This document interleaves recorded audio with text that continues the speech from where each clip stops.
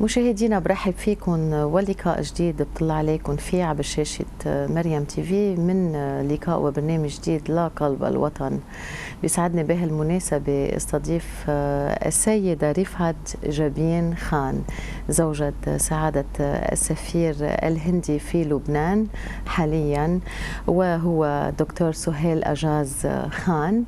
Namaste. Namaste to you too, and Sabah Noor. صباح الخير, Mrs. Rifat. How are you? I'm good.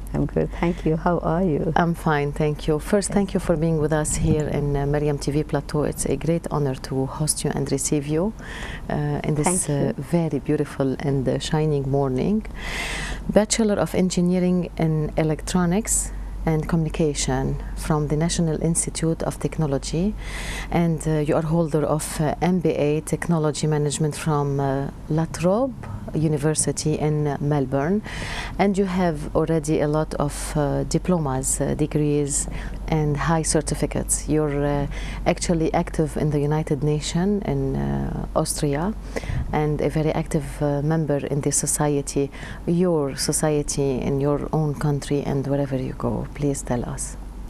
I've got more than, first of all, let me say I'm a mother of two beautiful daughters, Malak and Sanya.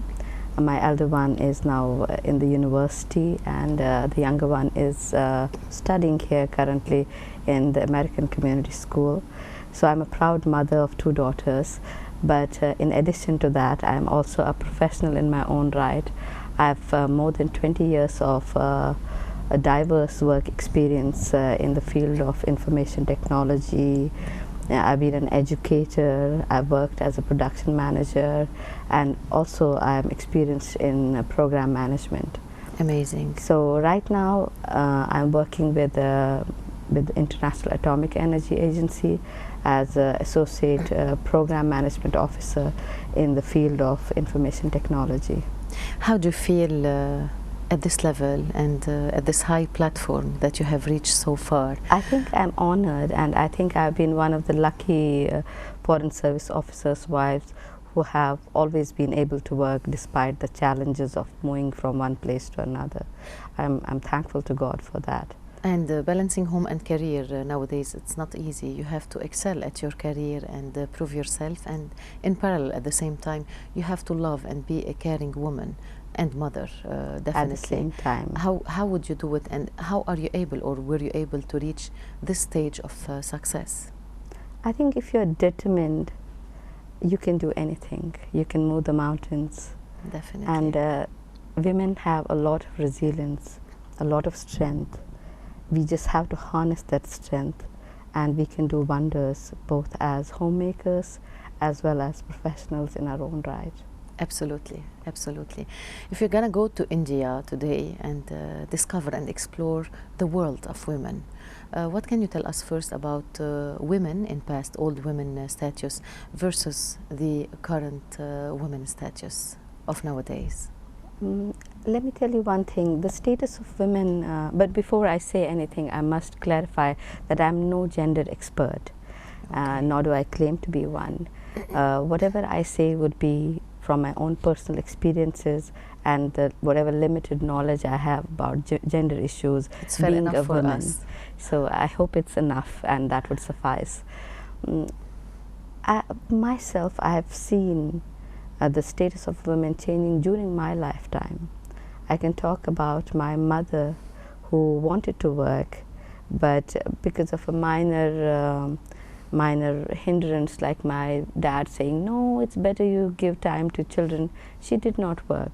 But deep down she was a strong woman who made sure that their children are educated, and the girls reach out. Her biggest fear when I moved from place to place was, am I working? So whenever I would call her, her first question would be, are you working now? And I would say, yes, Mom, I am. So inside was a feminist, but outside she succumbed to the pressures and did not work.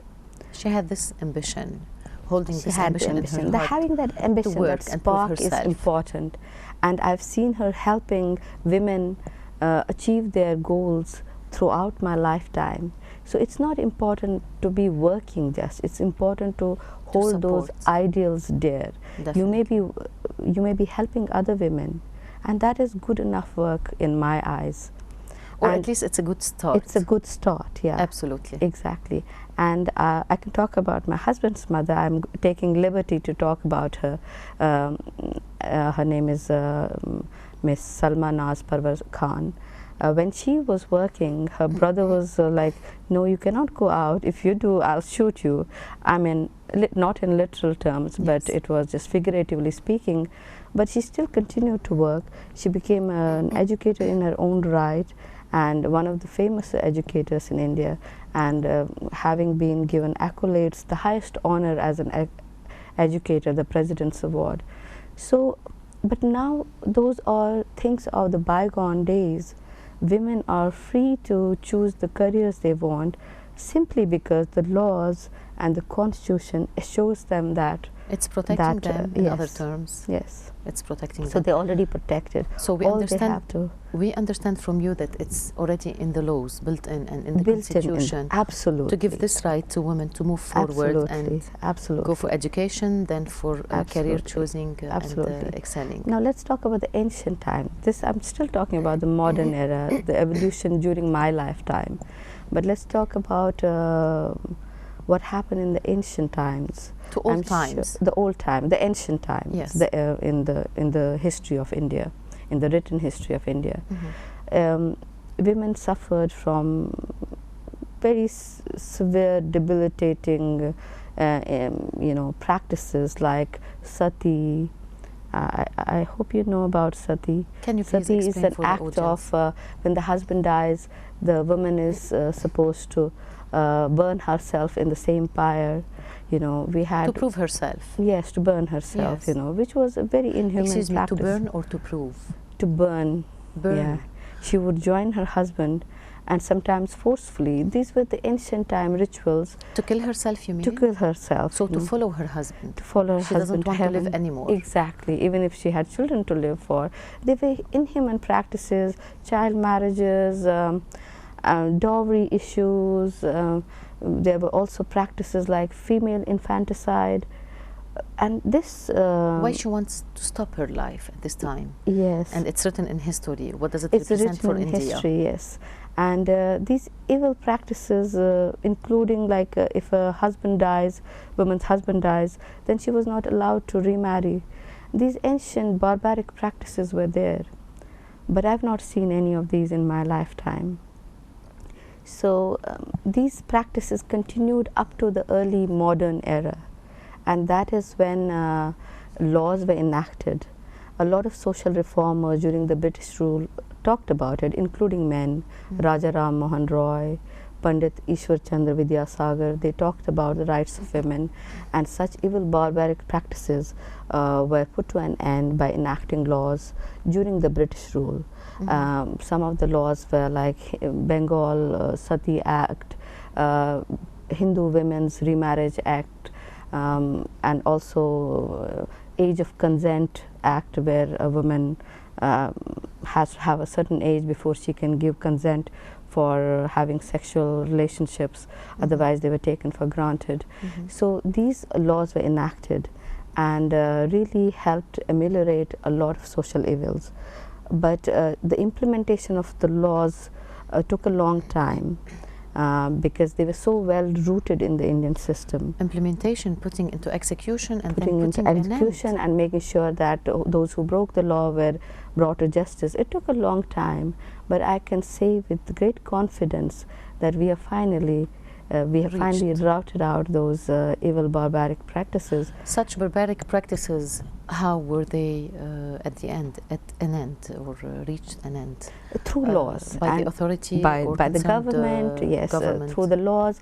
And when India won independence, during that time, the framers of the constitution were clear what role women should have in the nation building. When it was declared independent?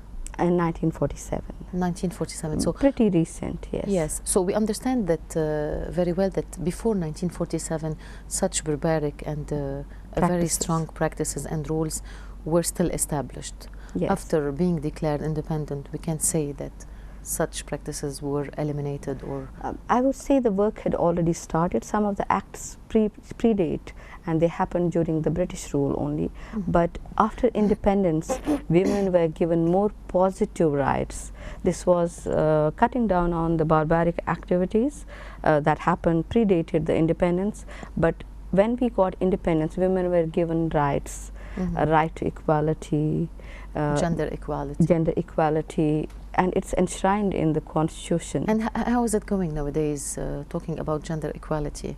Is equality prevailing in the perfect literal term? Yes, let me tell you honestly, women are not still equal, no matter which part of the world you talk about. So that's why we celebrate the Women's Day in all parts of the world. When is it celebrated, the Women's Day in India?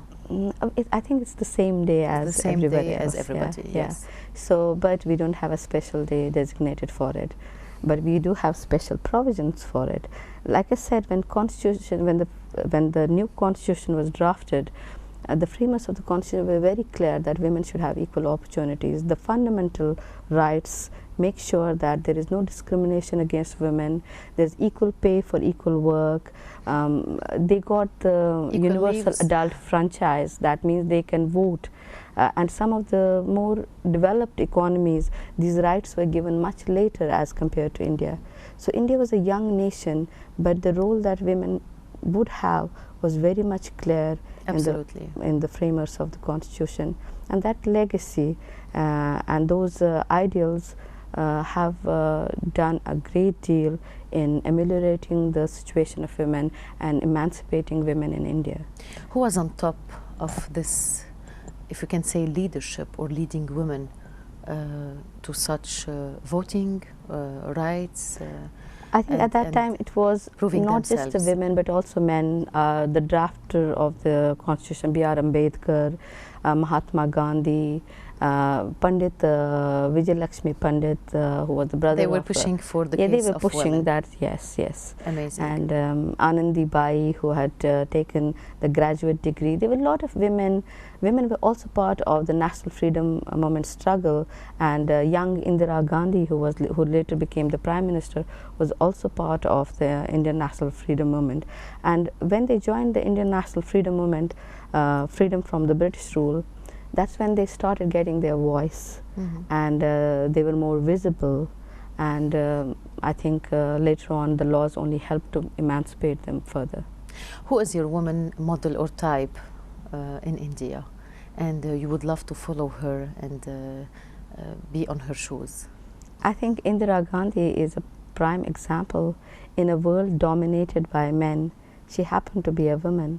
She was the longest lasting Prime Minister of India. And during her time, the economy was improving, and dramatically.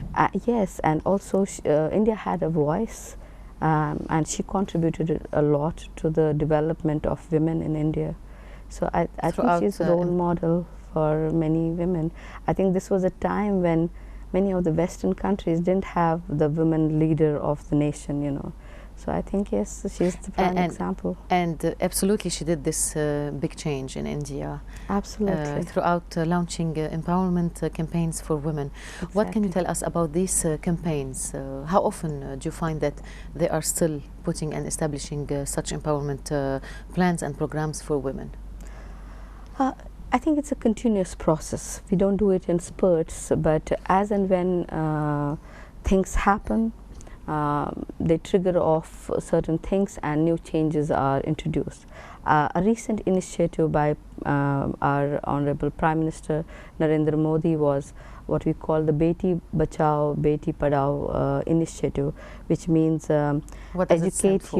educate your daughters, save your daughters. Wow. So it's through education that you can save the daughters. And he started this initiative ensuring the right to education to all children, including girls.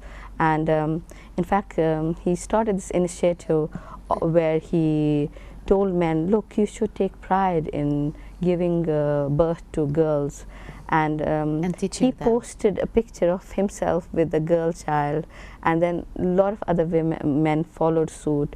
So basically he was trying to change the mindset of people, not just protecting women by laws, but to tell the men counterparts that you should take pride when you give birth to women. So we should agree, both of us, that education is a strong weapon for women. Yes, I think there are two important factors. One is education and the labor participation. How much are women participating in the labor force? Mm-hmm. So these two are the prime indicators. We can say that India has done very well in terms of education. The overall literacy rate, let's say, is 74% approximately, out of which 82% of men are educated, and women it's still 69.9%. So there is a gap, and that gap may seem just 10% or 11%, but in terms of the large volumes of the population, it's still a big gap. But the positive side is that this gap is slowly narrowing down. Yes, perfect.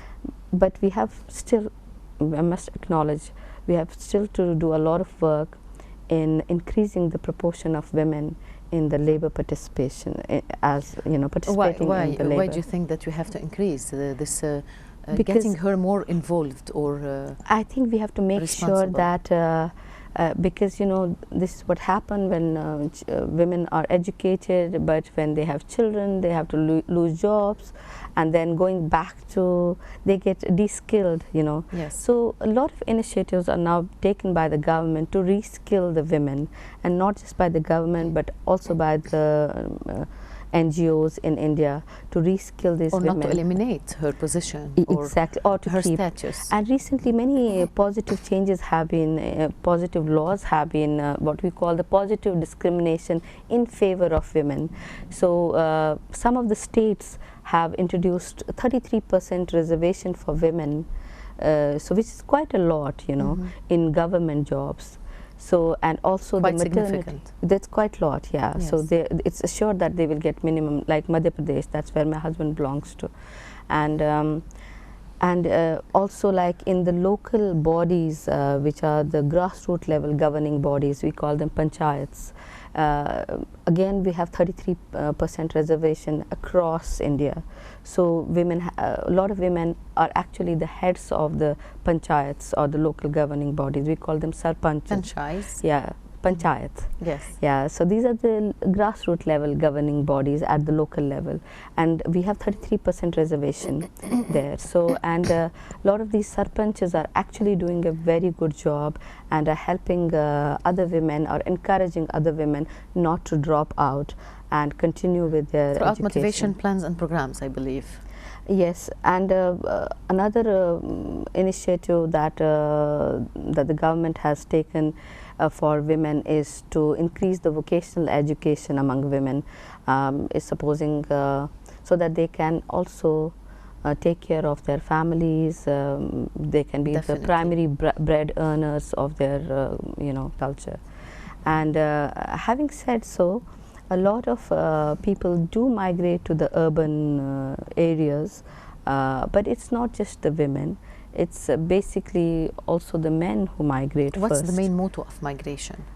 Better opportunities for jobs, not necessarily better living conditions.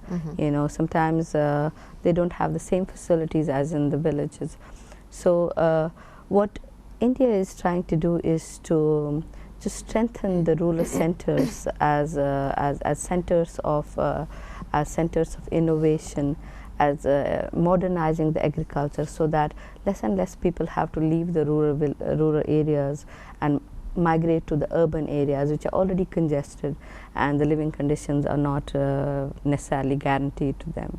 And you know that women are attached to land. To this land. Yes. How do they accept to cede land working and go to urban areas, congestion? Not all of them go, to tell you honestly. It's there is a certain percentage. However, it's hard to move. Yeah, it's hard to move, and like I said, it's still largely an agrarian society, and people are attached to their land. However, they have smaller land holdings as compared to that of the other countries, so it's not very productive. But what we have started in India is cooperative societies. People work as a cooperative society all together, and which results in higher producers, whether be it in dairy and farming, be it in agriculture. And that cooperative movement started long back after independence, and that has really helped improve the status of women. I think this issue of agrarian to urban migration is not necessarily an issue that impacts only women. It impacts the men also, largely men, because it's first the men who move and then they call their families. So coping under urban areas and terms, it's not easy. It's not easy. It's not easy at yes, all. because they don't have the civic amenities always, and it seems rosy from a distance, better opportunities, but the focus should be more on improving the conditions and providing more opportunities in the rural villages. You'll be surprised that the labor participation of women as well as that of men in the rural areas is more as compared to that in the urban areas, because you know, from the small scale industries and also from agriculture, you can provide opportunities to more people as compared to the more mechanized urban areas, which now depend more and more on machines. Definitely. You know, so yeah. Mrs. Rifat Jabin Khan, we take a small break and we come back to the platform of Mariam TV. Thank you. Sure, thank you. مشاهدينا بريك صغير ونرجع لكم.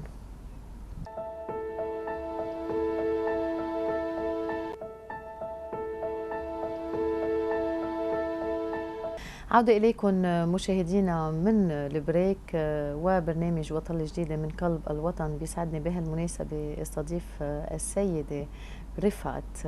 Hello again and thank you for being with us, Mrs. Rifat Jabin Khan, spouse of His Excellency the Ambassador of India to Lebanon.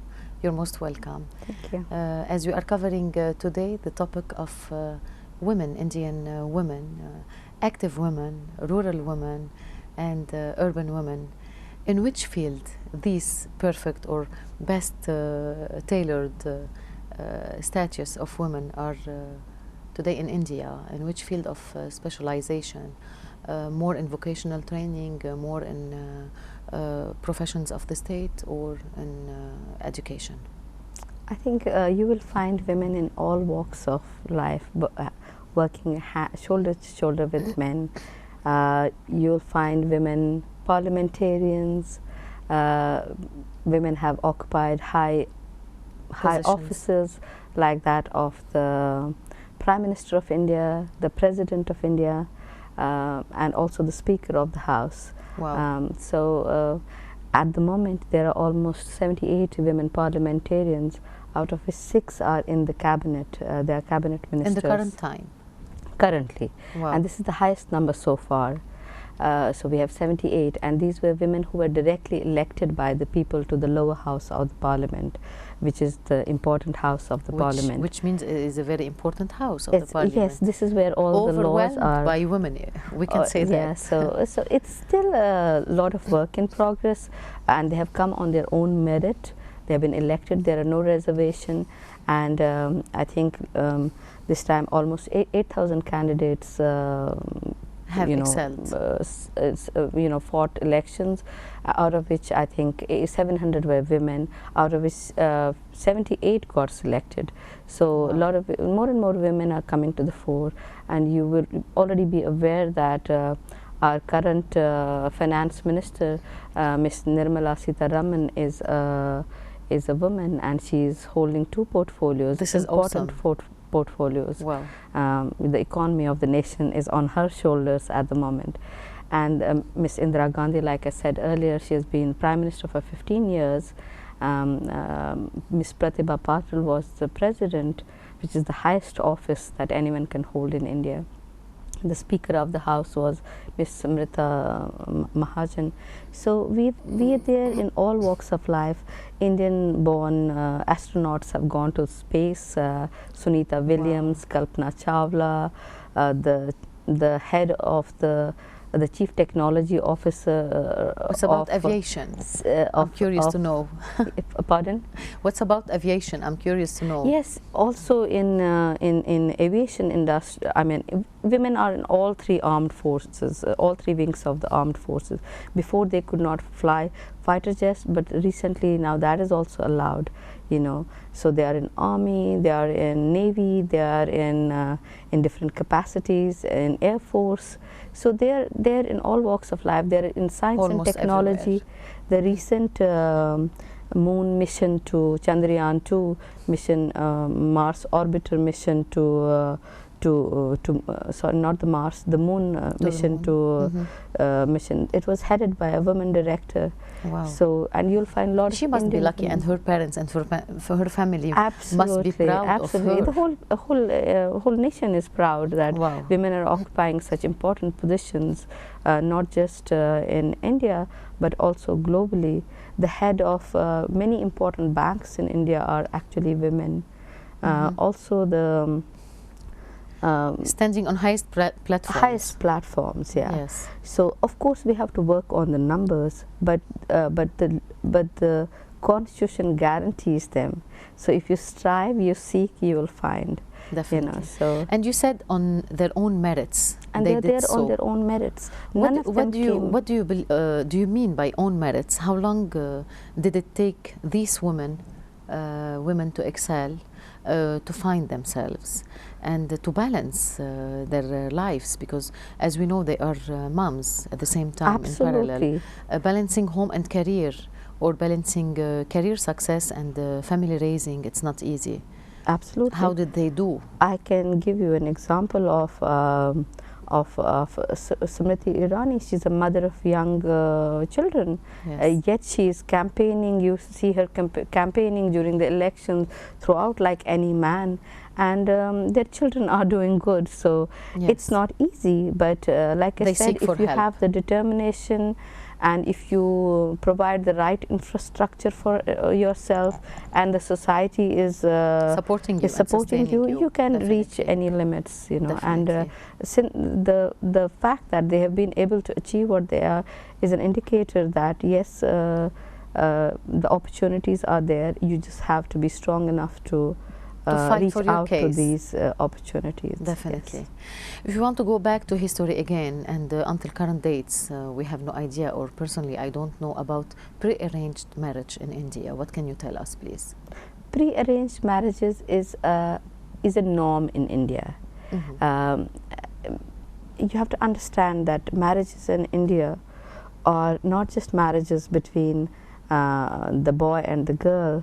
The two families marry each other. This is the perception of how marriages are viewed in India, and still culturally. until current dates. Yes, more and more women have freedom to say yes or no, but the families are involved in the decision making. In the ancient times, the decisions were thrust on women, but in the modern times, women have freedom to choose their, especially in the urban areas, to choose their life partners. But then the family does get involved in the decision making. They do the background checks because they want to make sure that you have made the right perfect choices. Because, like I said, it's the concept is of two families marrying together, getting involved and with each other. Because as you know, we are increasingly becoming more and more nuclear families, but the concept of joint family is still very much entrenched in India. Now we have a new concept which is called the extended joint family. You live separately, but still you are together for ceremonies and for big decision making. So they are kind of fractured, but still together. But they are not melting together. No, as, but like I said, women do have a say, and it's a personal choice. At some point, we don't have any other mechanism of bringing the boy and the girls together, because I think dating is not that common. It's changing very fast in the urban areas, in the metros. Now dating is happening in the urban metros, areas. yes, it's very much there. But so if you're going to go back to old times, you said that dating is was not happening. Was not happening. Not at all. So this was the only mechanism where and people used to arrange. If rural women or women in the past, really, they don't want this life partner, what will happen then? In the past it was different. They didn't have much choice, but things are changing. Women have a voice. They're becoming more vocal about what they want, and they have more freedom to choose their partners. It could be that they're given choices to say yes and no in some places. So freedom of choice was not happening was in not the past, there before, but now they have. And sometimes you also have the reverse thing happening. The boy and the girl like a partner, but then it's arranged, everything else is arranged by the families, you know. And do we believe, let us agree on something, or I have a question for you. When the pre-arranged marriage used to happen in the past, what was the rate of divorce then? The rate of divorce is low in India. And regarding the success of the marriages, results have shown that pre-arranged marriages are as successful as, perhaps more successful than the love marriages. Probably because the expectations are less. You know, when you're in love, you expect that you know, after marriage the honeymoon will continue. It doesn't happen like that. So maybe because the expectations are there, but they're as successful as, from my own experience, mine was a love marriage. So, but my sister is. It was an arranged marriage, but she had a say. She could anytime say no. So women are becoming more focused, and even they now have more freedom in deciding if they don't want to stay with the partner. They have the right. They have the rights, yes, for the time being, or nowadays, to decide or to say no. There could be some pockets of societies, particularly in the northern patriarchal belt, where they have less say. But things are moving, changing really fast. And down south, as you know, we have mostly patriarchal societies. We have matriarchal societies where women get married, but then the husband comes and stays with the family, not the other way around, you know.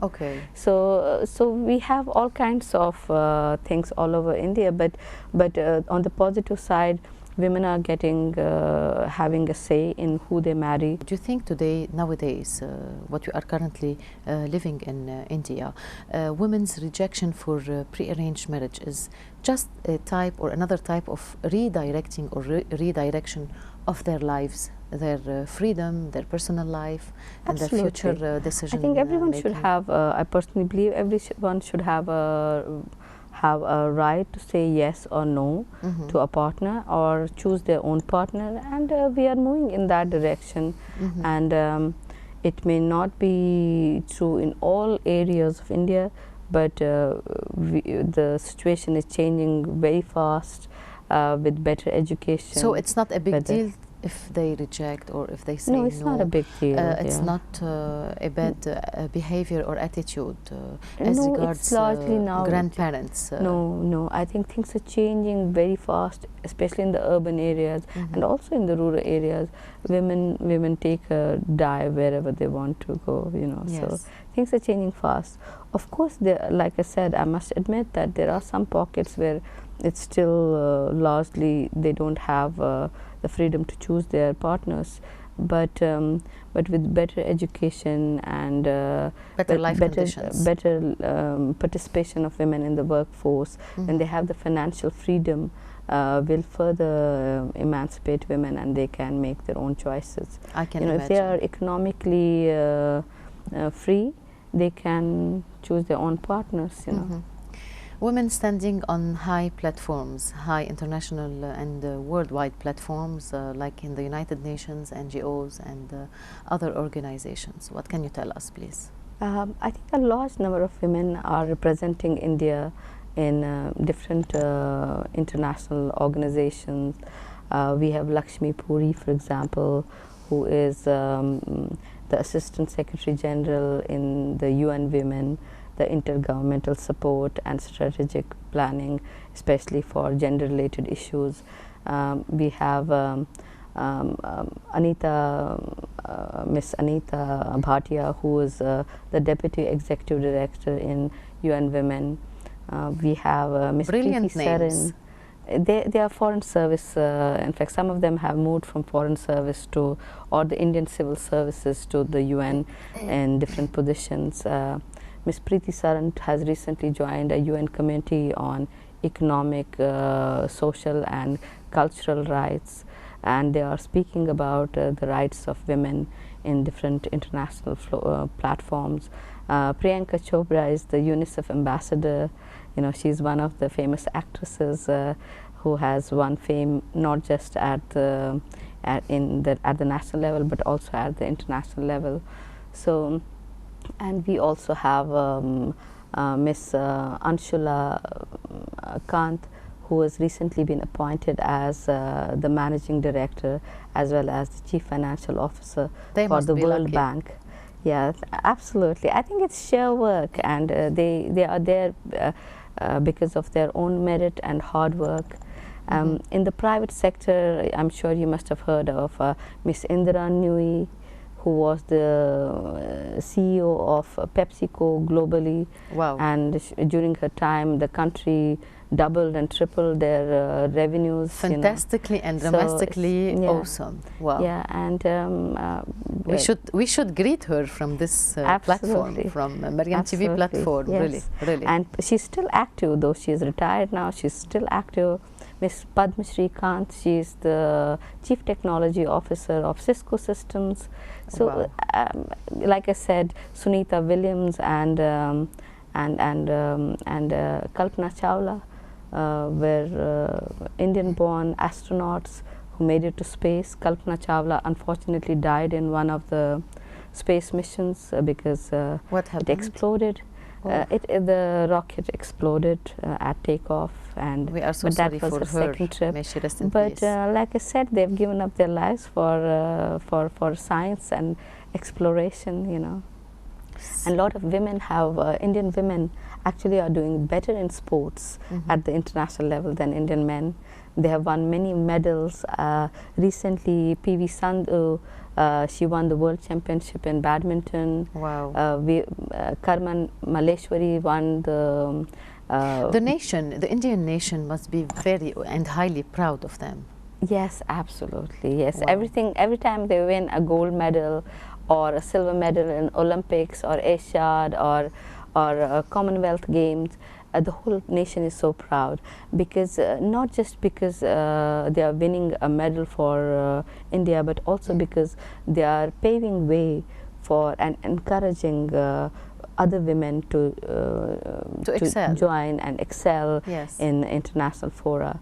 When Karman Maleshwari won the gold medal for weightlifting, she just opened the doors, and since then every year someone or the other wins a medal, be it badminton, table tennis, an open gate for others. Lawn tennis, weightlifting, boxing.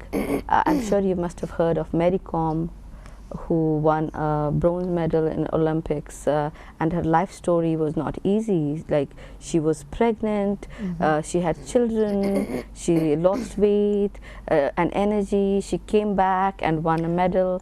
And she won gold medals in Commonwealth, you know, so... Really, it's not easy coping under all this stress of life, stress of family, and always beating up with the high career. I would recommend you should watch the movie Mary Kom. The protagonist role is played by one of her famous Bollywood actress, Priyanka Chopra. And I would also recommend another movie, Dangal, which is about these three sisters from Haryana. Haryana is one of the states where women are still, you know, the sex ratio is not favored in favor of women. So the sex ratio is low. We have less women as compared to men. And women are still, it's one of those northern belt area where women rights are still sometimes, you know, subversed. So, and yet in that area, these three women have come across and worked a lot and struggled a lot, and they have won a lot of medals, gold medals at the world level in freestyle wrestling. So you must watch this movie. It's really interesting, and it will probably give you an idea about the status of women and a wider how they are, and how in a wider perspective, and how they are struggling to keep their head high and bring laurels for India and also for women at large. And in terms of legacy and inheritance matters, what can you tell us about women's status? Before I talk about, you must know that the laws of inheritance and laws of marriage are still governed by the religious laws of each community in India. We do not have a unified civil code. So Muslims have their Sharia law, and Hindus have their own Hindu Marriage Act. But a lot of the provisions in these laws have been abrogated over time to ensure that women are not or subjugated to any cruelty, and the system is fair to them. Are they allowed to give legacy and inheritance to their children?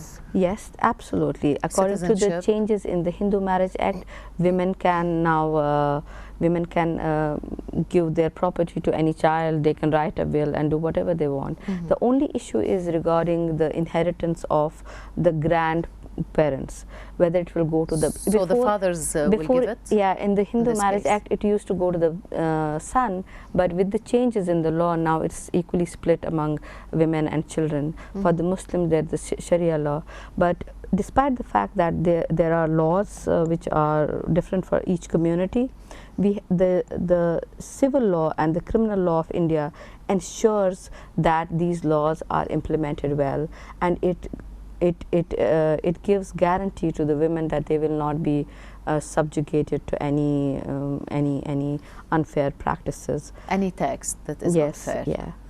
But we do not have a unified civil code. So we understand that it depends on the religion. To some extent, yes. But the laws have been abrogated. Recently, the I'm sure you must have heard about it. Recently, the government banned the triple talaq among women. So because they were just sometimes sending talaq on WhatsApp, and sometimes just in a fit of anger saying talaq, talaq, talaq. So that has been banned now, and it's a criminal offense, so you can actually get jailed if you do that.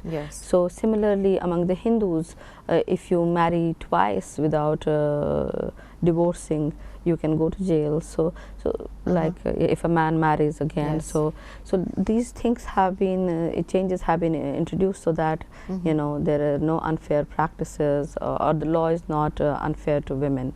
But we still don't have a unified civil code. A lot of activists say that we must have it, but as you know, it's a very sensitive issue, and it needs a lot of debate and reform, consensus building.